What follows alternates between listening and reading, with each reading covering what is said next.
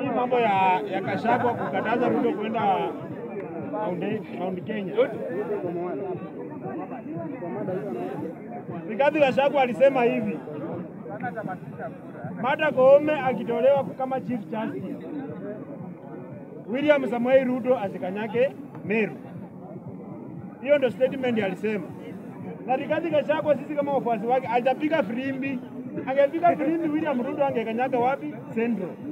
Lakini kama wafuasi wake hajapiga filimbi na Martha Koome hajatolewa, sasa mlikuwa mna expect tutafanya nini?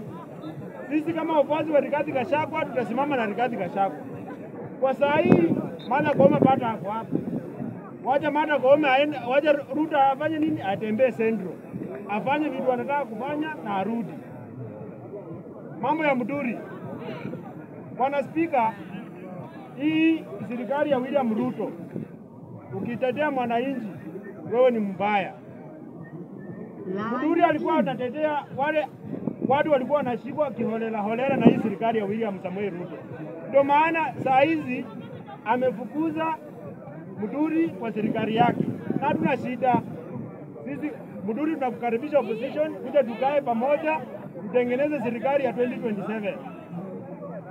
Bwana Spika, nikimaliza, mimi sitaki kwenda mengi. Kuna swali.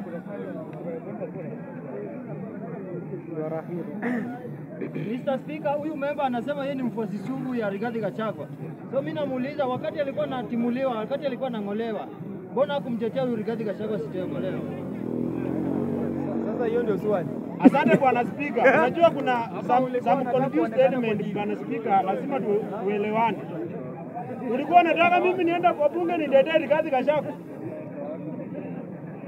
So Bwana Spika, saa hizi William Samoei Ruto kila kitu amefanya ni kung'oa wale watu wanaongea ukweli katika serikali yake.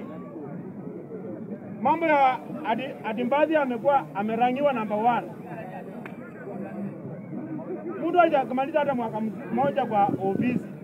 Hatujaona hata bajeti yake. Atakuwaje number 1?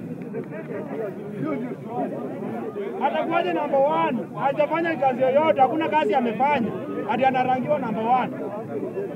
Bwana, hii ni propaganda inaletwa na hao watu. Hii broad-based government ya ufala kabisa. Hakuna mtu atafanya kazi hajakaa kwa ofisi hadi anarangiwa number 1. Aje sasa.